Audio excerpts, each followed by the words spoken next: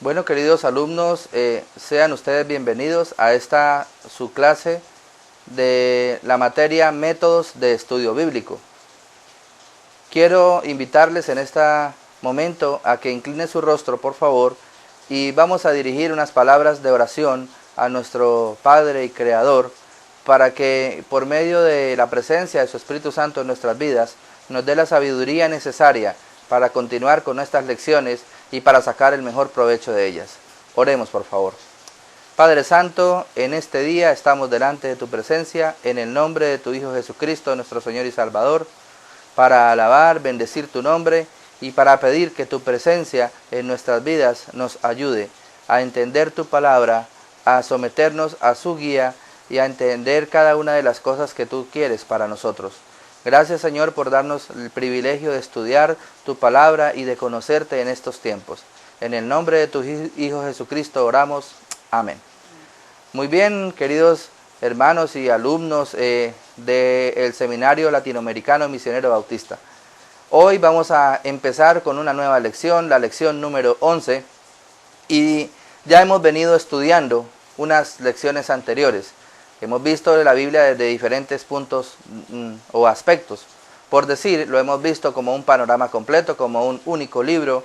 Luego lo hemos visto como su división en Antiguo y Nuevo Testamento. Luego hemos tomado los libros del Antiguo Testamento y la composición genérica o panorámica de él. Los libros del Nuevo Testamento y la composición genérica o panorama de él.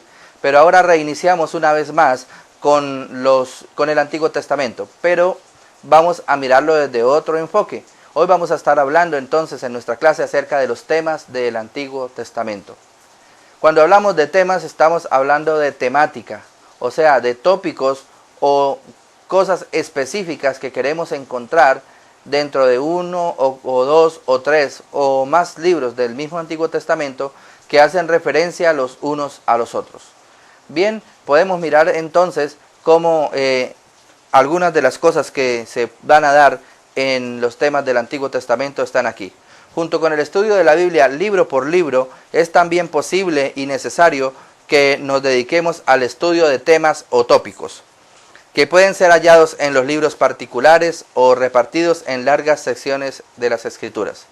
El presente capítulo tiene entonces por objetivo el sugerir unos cuantos, por decirlo así, enumerar o hacer un pequeño listado de los muchos temas que pueden seguirse en la lectura del Antiguo Testamento. Este método de estudio es muy provechoso para la mente y el corazón y nos ayuda o nos va a conducir a un conocimiento a fondo del contenido de la Biblia y del orden y proporción de sus enseñanzas. ¿Por qué a fondo? Porque la parte temática incluye diferentes tipos de libros. Hay temas que se vienen desarrollando durante toda la Biblia. Por decir algo, el plan de salvación. Desde el primer capítulo de Génesis hasta la consumación de la venida de nuestro Señor Jesucristo, cuando lo narran los evangelios, encontramos una línea continua de promesas y de sugerencias de la venida de un Salvador. Ese es un tema que se puede desarrollar entonces a través de una secuencia de libros en donde encontramos textos que se refieren a Jesús como Salvador. Ese es un estudio muy profundo y que incluye varios libros del Antiguo Testamento y algunos del Nuevo Testamento. Y cuando hablamos del orden también tiene que ver con cronología. La palabra de Dios dice claramente que a Él le gustan que las cosas se hagan decentemente y con orden. Dios es un Dios de orden. Él ha dejado organizadas algunas cosas que nos ayudan a nosotros a entender y enfocar de una forma clara y concreta cada uno de los temas de la palabra de Dios. Bien, vamos a ver cómo podemos encontrar algunas cosas de la palabra de Dios en algunos de sus libros. Por decir algo, vamos a las ideas centrales de libros particulares. A veces es posible hallar una idea prominente que circula por todo el libro y se ilustra de distintas formas en él. Esto no es posible con cada uno de los libros, pero sí con algunos. No todos los libros desde el principio enfocan el tema, pero algunos sí lo hacen. Entonces, cuando usted llega al libro de la palabra de Dios, llega ahí a cierto libro específico, debe observar claramente, analizar, para ver si encuentra cuál es el propósito que quiere comunicar el escritor a sus lectores, la idea central o eje. Y él empieza a esclarecerse en los primeros capítulos y luego va tomando forma, luego llega el desarrollo de la temática y por fin termina con algunas conclusiones que pueden ser prácticas, como también pueden ser de conocimiento, como también pueden ser doctrinales y teológicas. El mejor método es leer el libro 1, 2 y 3 veces. ¿Por qué siempre repetimos leer? La palabra de Dios nos invita claramente y en Apocalipsis dice, bienaventurados los que leen y oyen las palabras de esta profecía.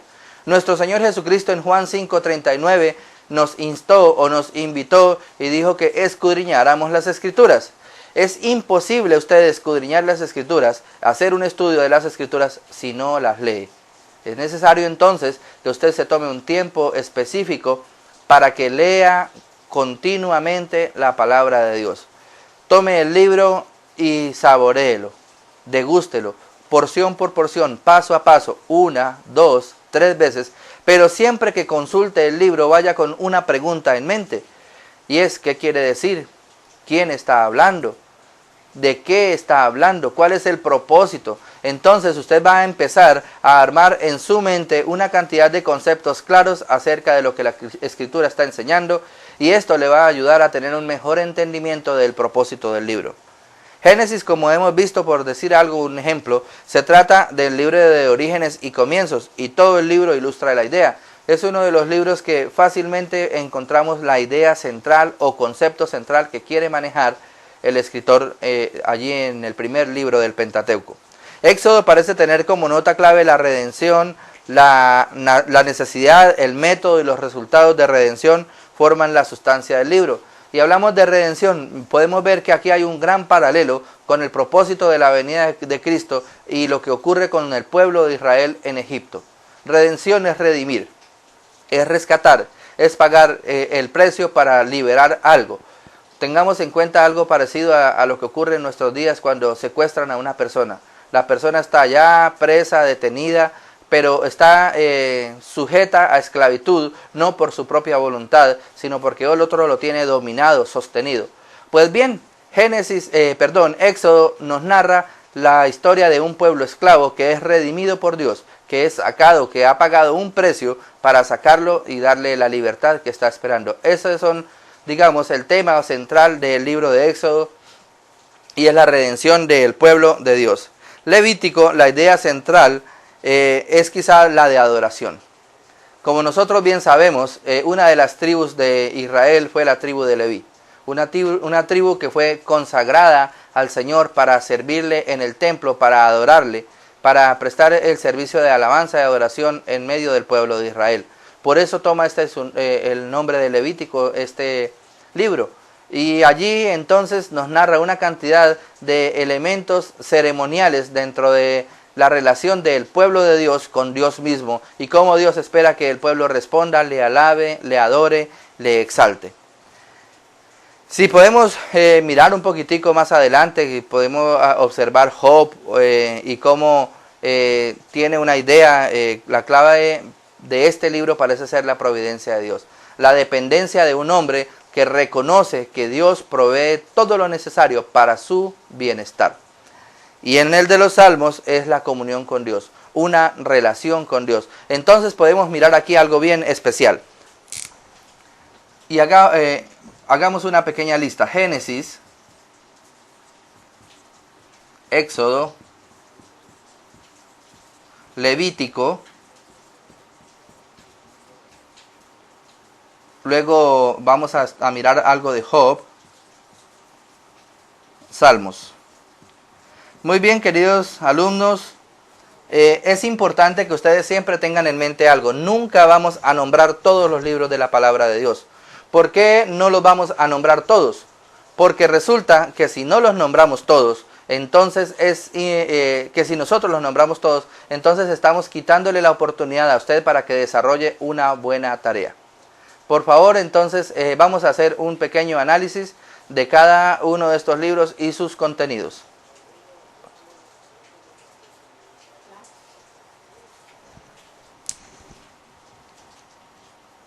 Entonces, podemos mirar, Génesis hablábamos que era el libro de los comienzos,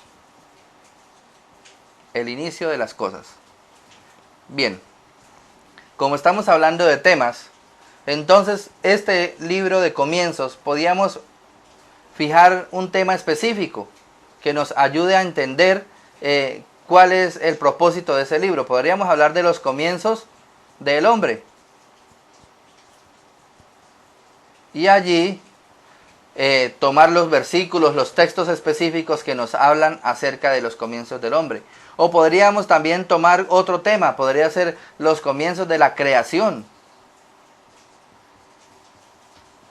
O qué tal si podemos utilizar otro tema, los comienzos del pueblo de Dios. ¿Cómo empezó el pueblo de Dios?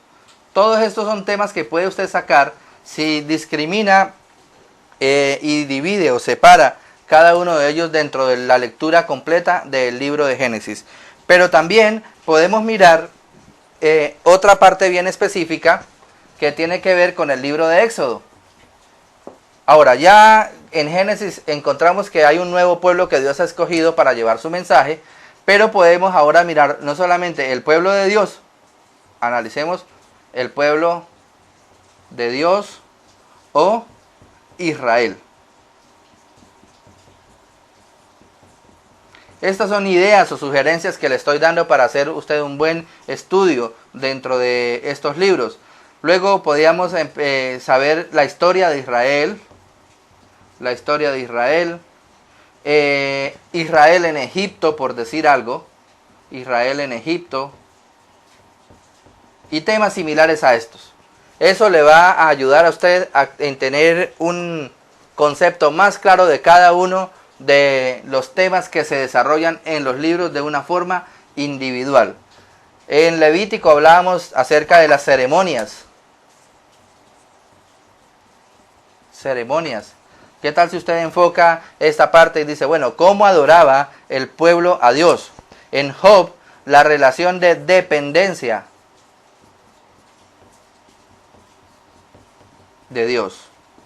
Un hombre que depende absolutamente de Dios. En Salmos, la adoración y la comunión. La comunión. Todos estos son temas entonces que le van a ayudar a usted a tener un mejor enfoque de lo que es la palabra de Dios y de dónde está usted ubicado en cada una de las cosas.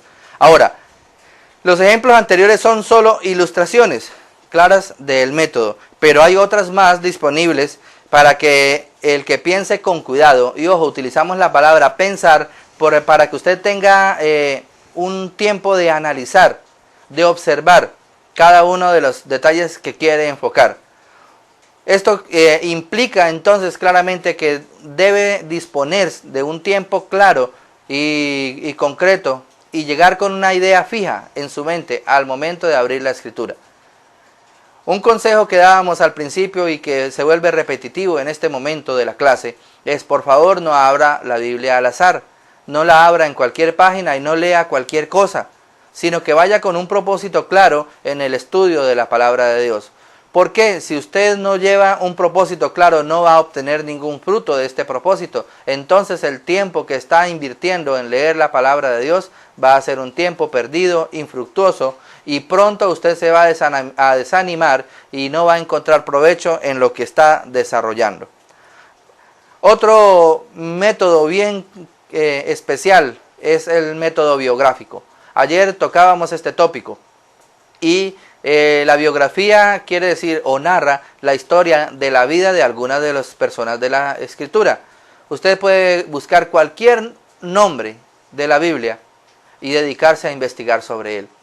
Su lugar de origen, cuándo nació, quiénes fueron sus padres, cuál era su nacionalidad, qué influencia tuvo en la obra de Dios, si era siervo de Dios, si no era siervo de Dios, cuál era su carácter, cuál era su enfoque, qué aportes dio en la Biblia. Bueno, una cantidad de cosas que se deben tener en cuenta para hacer un buen desarrollo biográfico. No solamente la Biblia nos habla de la vida de Jesús, sino que también encontramos la vida de cada uno de sus apóstoles, de lo que ellos desarrollaron alrededor de Jesús. Podemos mirar los reyes de Israel, podemos mirar los hombres o siervos de Dios, podemos mirar la historia de Adán. Bueno, la lista es bastante larga y creo que si usted mira con cuidado, podría elaborar una buena lista de cada uno de ellos y luego tomarse un tiempo específico para irlos estudiando uno a uno.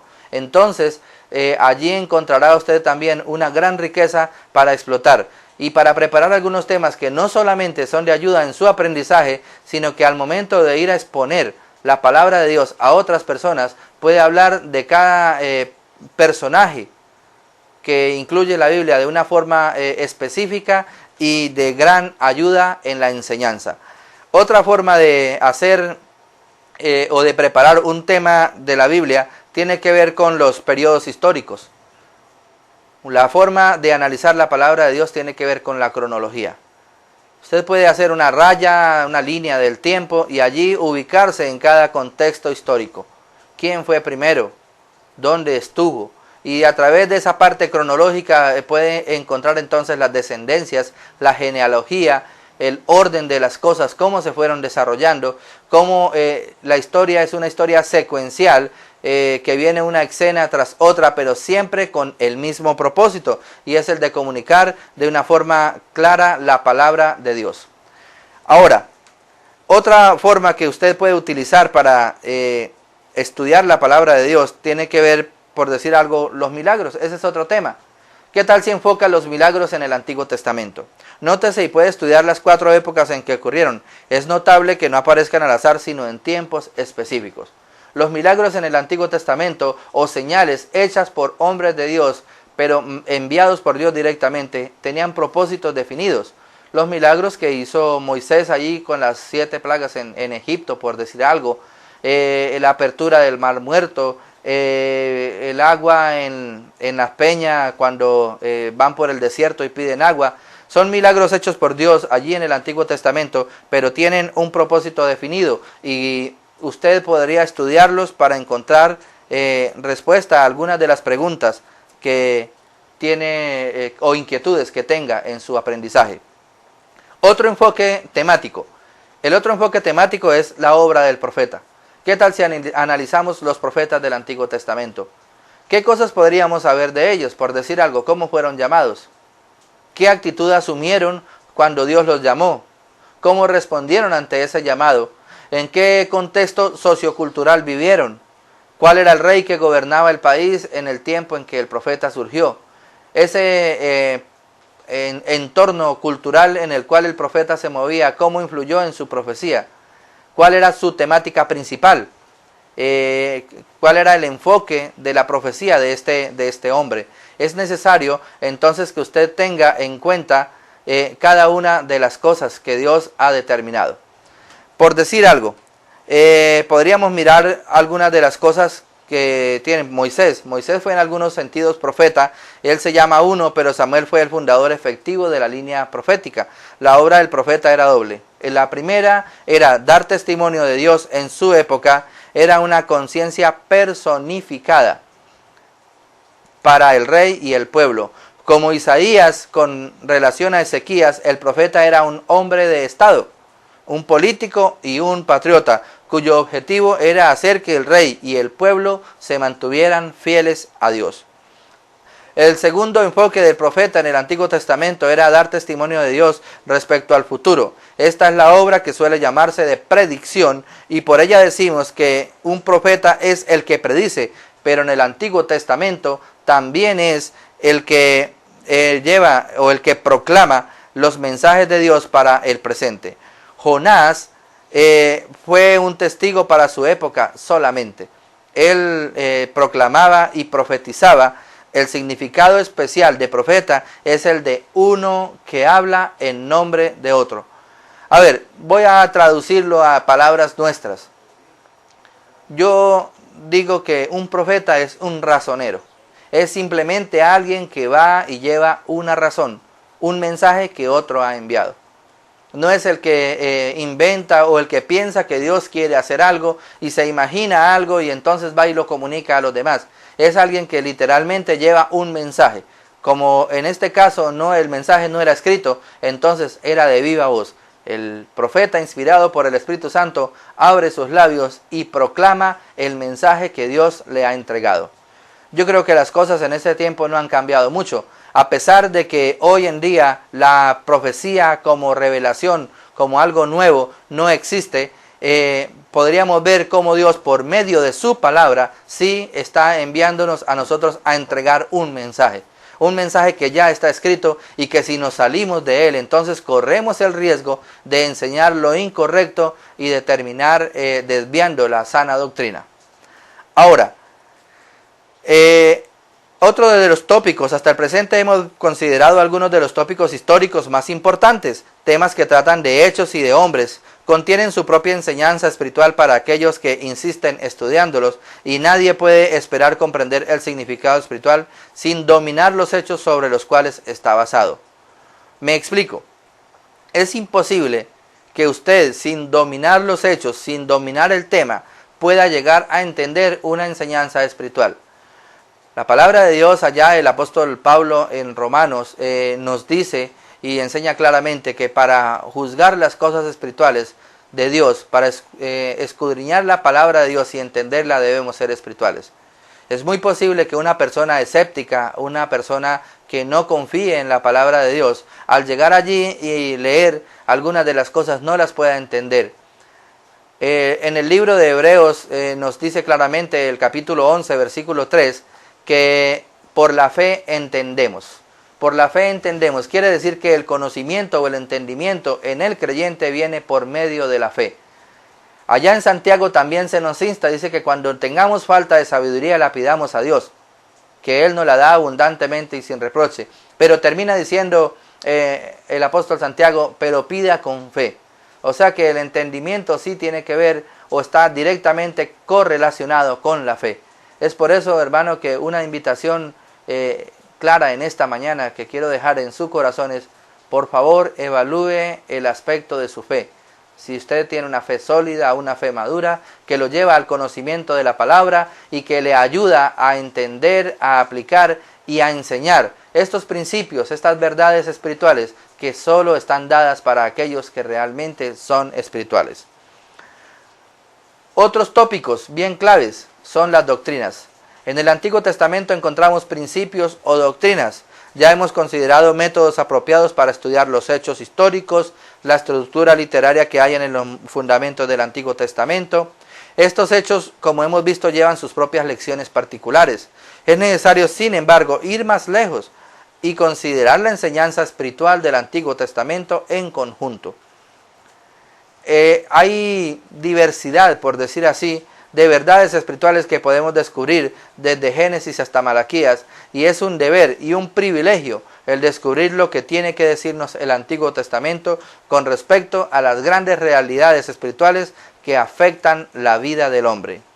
Hay que darse cuenta y siempre tener a la vista un principio de inmensa importancia con respecto al estudio doctrinal del Antiguo Testamento, y es el siguiente.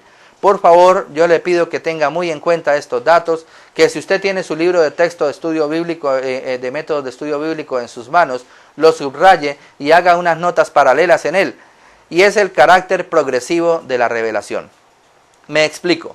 Hay personas que piensan que lo que Dios dijo ya está dicho y pare de contar, pero es muy importante que usted tenga en cuenta algunos aspectos más allá. Cuando hablamos de carácter progresivo de la revelación, quiere decir que Dios no se manifestó una sola vez y de una sola forma al hombre, sino que Él ha empezado a manifestarse de diversas formas de mucho tiempo atrás, y que progresivamente con el transcurso del tiempo ha ido mostrando al hombre su carácter, su propósito, sus principios y su verdad. Eso lo podemos entender por decir algo como está escrito. Dice que en otros tiempos, habiendo hablado Dios a los padres por medio de los profetas, y estamos hablando del libro de Hebreos, allá en el capítulo 1, dice, en este último tiempo nos habló por medio de Jesucristo. Vemos que Dios utilizó una línea progresiva, permanente, constante, de comunicación con el hombre, de revelación hacia el hombre, y en este último tiempo habló por medio de su Hijo Cristo. Eso nos denota entonces inmediatamente el concepto claro de que la revelación de Dios en cuanto a lo doctrinal ha tenido una progresión, ha ido enseñando cada vez más al hombre, y la forma de acercarnos a Dios el día de hoy es diferente a la que utilizaban en el Antiguo Testamento el pueblo de Israel. La palabra de Dios dice que solamente por medio de Cristo hoy en día podemos acercarnos confiadamente al trono de la gracia de Dios. En el Antiguo Testamento los profetas eran instrumentos de Dios y ellos eran los que comunicaban las verdades divinas al pueblo, pero siempre estaban proclamando la venida de un Mesías. O sea que la forma de acercarnos a Dios no ha cambiado, sigue siendo la misma. En el pasado era Cristo el que había de venir, en el presente es Cristo el que vino, pero la revelación o principios de verdad han cambiado, han ido variando y son diferentes de tiempo en tiempo. Es bueno que usted entonces tenga en cuenta cada una de las cosas que estamos hablando para que por favor todos estos principios sean claves en su formación doctrinal. Bien, podemos ver entonces el principio del carácter progresivo de la revelación de Dios nos permite evitar un doble error. Dos cosas en las cuales nos equivocamos, pero que si entendemos el principio del carácter progresivo de la revelación de Dios. Primero, impide que por un lado menospreciemos el Antiguo Testamento. He escuchado a algunos creyentes, y abro comillas, que dicen, no, es que ya no vivimos en el Antiguo Testamento, ahora vivimos en el Nuevo Testamento, y se olvidan y menosprecian, incluso desprecian algunos de los principios y enseñanzas claves del Antiguo Testamento. Si usted mira el carácter progresivo de la revelación de Dios, va a evitarse este problema. ¿Y por qué no debemos menospreciarlo? Porque sucede que cada vez que usted abre el Antiguo Testamento, y lo compara con el Nuevo, va a encontrar una luz muy amplia y especial en el conocimiento e interpretación correcta del Nuevo Testamento. Otro de los errores que nos evita tener tiene que ver también con las objeciones corrientes que hay en el Antiguo Testamento. Hay quienes lo rechazan a causa de las crueldades que cuentan, ciertas manifestaciones en la vida y en la conducta individual que no están en consonancia con la vida y los principios del Nuevo Testamento. Actitudes o acciones que asumieron profetas o reyes, por decir algo, Elías siendo un profeta de Dios, cómo cogió y degolló a los sacerdotes allá en el Monte Carmelo, los sacerdotes de Jezabel. Y algunos dicen, no, es que esos hombres eran sanguinarios, ¿cómo se le ocurre que un hombre? Y eso también les ayuda o les impide tener una idea clara del por qué ocurrían estos hechos. Esta revelación era perfecta para aquel tiempo, al margen de la verdad adicional que ha venido después para nuevas necesidades. Quiere decir que la palabra de Dios ha llegado de acuerdo a la necesidad en el tiempo en el cual se ha requerido. Decimos, si lo que dijeron e hicieron era de Dios, ¿por qué no hemos de entender que todo lo que hacen los siervos de Dios en el Antiguo Testamento es aprobado por Dios, aun cuando ellos creían hacer un servicio a Dios? En lo que se refiere a los cananeos, hemos de recordar la tremenda depravación en que habían caído esa gente, y solo haremos notar que los que se alarman ante esta matanza mostraban gran júbilo cuando no hace mucho el poder del califa mahometano, o sea, el imperio turco, fue arrollado, y consideraban el hecho como un gran progreso para la civilización y la seguridad de la humanidad. Así que tenemos que distinguir cuidadosamente entre lo que se llama verdad dispensacional y verdad permanente en el Antiguo Testamento. Bien, para decirlo de otra forma, tenemos que recordar las diferencias entre lo que está escrito dirigido a nosotros y lo escrito para nuestro provecho. Toda la escritura fue escrita con miras a nuestra enseñanza, pero no todo lo que en ella está escrito debe hacerse literalmente. Mucho de lo que se dirige a los judíos fue escrito de modo primario para ellos y solo es para nosotros un modo de enseñanza. Para dar un ejemplo entre muchos, el primer mandamiento es de valor eterno y fuerza permanente. Pero las palabras de introducción que nos da el motivo del mismo, Éxodo 22, ya no tienen aplicación para nosotros, excepto por medio de un proceso de espiritualización. Bien, queridos hermanos, otra de las doctrinas claves que podemos analizar en el Antiguo Testamento tiene que ver con la doctrina de Dios. La doctrina de Dios, podemos ver primero el libro de Génesis y consideremos sus ideas fundamentales. Dios como creador, Dios como legislador, Dios como juez, como providente o soberano y como redentor. Notemos cómo aparecen estas ideas en los primeros capítulos. En ellos hay en germen lo que viene después y todo lo demás, hasta Malaquías, está incluido en estas ideas. Otra parte temática que es bien importante desarrollar tiene que ver con la doctrina del hombre. Veamos de nuevo Génesis y veremos en él un sumario de todo lo que dice la Biblia respecto al hombre. La gloria del hombre en su creación, su humillación por medio del pecado, su necesidad por redención, sus anhelos de Dios, sus esfuerzos por la justicia, y cada uno de estos aspectos puede ser seguido por todo el Antiguo Testamento. Bien, otra doctrina clave aquí en la palabra de Dios es la doctrina de la religión. Esto mostrará los tratos divinos con el hombre y la forma en que las doctrinas referentes a Dios están en contacto con la vida del hombre. Hallaremos la religión en el Antiguo Testamento bajo tres formas sucesivas y con todo coexistentes. Se dieron unas primero que otras, pero luego coexistieron permanentemente a lo largo del Antiguo Testamento. Primero, la teocracia o gobierno de Dios. Dios al mando, Dios a cargo de cada uno de los aspectos de la vida del pueblo. Segundo, la monarquía o gobierno divino a través de reyes. Dios gobierna a su pueblo, pero permite que el pueblo nombre reyes. Desde Saúl hasta la cautividad. Y tercero, la jerarquía sacerdotal o gobierno divino por medio de sacerdotes y profetas, la cautividad y la restauración. Como el pueblo por medio de sacerdotes y profetas es guiado para adorar a Dios.